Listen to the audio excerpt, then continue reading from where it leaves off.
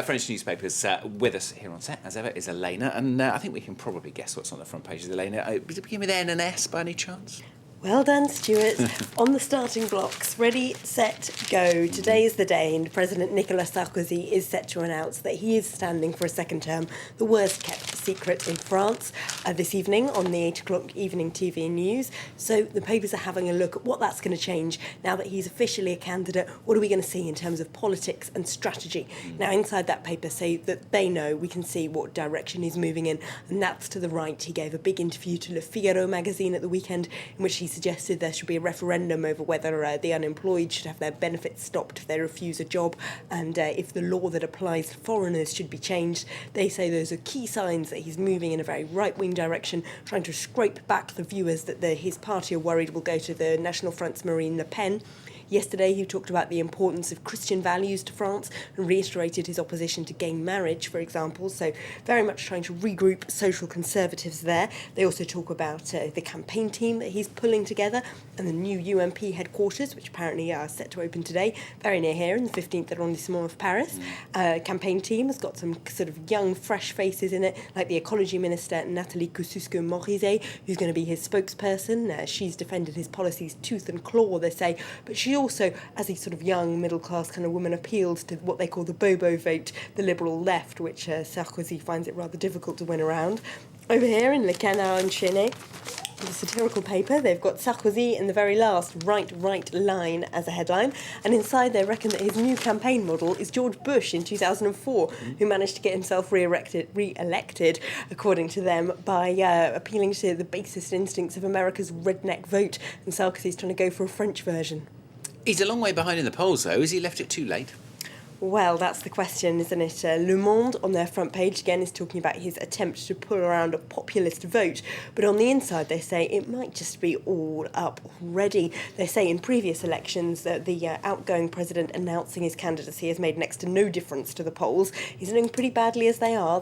Today's latest has got Hollande on 36% in the first round and Sarkozy on 26%. That's a 10% difference, and that increases to 16% if they were to face off against one another in a second round. So it's not great news, really. Some other candidates on the right have pulled out in the last couple of days. A woman called Christine Butin, and it's expected the centrist Hervé Morin is going to pull out today. They do point that out, saying he's gathering together on the right, whereas before there were 6 or 7 right-wing candidates. But those candidates who are pulling out were scoring 0 in the polls anyway. So 0 plus 0 is still 0. Le Parisien is having a laugh at the fact that he's going into campaign now. Their cartoon have got him jumping up and down on a diving board, ready to take off, going, "Ooh, I feel a quiver." But they say inside that he may well be excited, but no one else really seems to be about his announcement. They say we might expect to see a very more dynamic Sarkozy in the next few weeks as he tries to take control of the calendar, because he's not really in control of the media spotlight at the moment. So we can expect him to be announcing, as Le Parisien puts it, 10 different policies a day to try and win people over. But his main opponent, socialist François Hollande, isn't really bothered. The paper says that he told journalists yesterday that this is a non-event anyway, this announcement.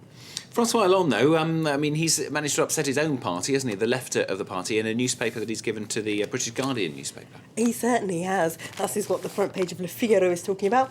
Hollande makes Mélenchon very angry. Jean-Luc Mélenchon, of course, is the former socialist who's now leading up the left-wing Front de Gauche party. He's getting about 10% in the polls, so he's not doing too badly. He's not one to be ignored, but part of his coalition is made up of the French Communist Party, and Hollande has upset them by telling The Guardian there are no communists left in France. He did that in an interview he gave The Guardian on Monday, which was quite clearly directed at the City of London, and particularly at those French voters, of which there are a couple of 100,000 who live in London and work in the city. Hollande is going there next week to try and win them over, and he's trying to calm fears that his presidency will be dreadful for, indeed, finance and the city. Now, Le Figaro, in their editorial, say there seem to be two completely different François Hollandes, because remember just a couple of weeks ago in his big campaign meeting at Le Bourget, he told the socialist faithful that his number one enemy was the world of finance. Now he's going to London and giving interviews to try and calm the world of finance. So a little schizophrenic there, as you might say, and that's also been picked up, of course, on the left by L'Humanité, who say he's got to choose between the city and the left. Elena, thanks very much. That's Elena Casas there with the French newspaper review here on France 24.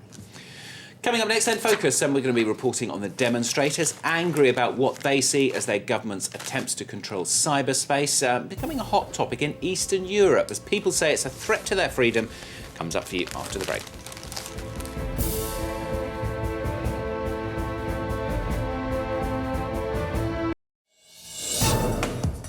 "7 Billion Others", a portrait of the world's peoples. From Brazilian fishermen to Chinese shopkeepers, from German artists to Afghan farmers.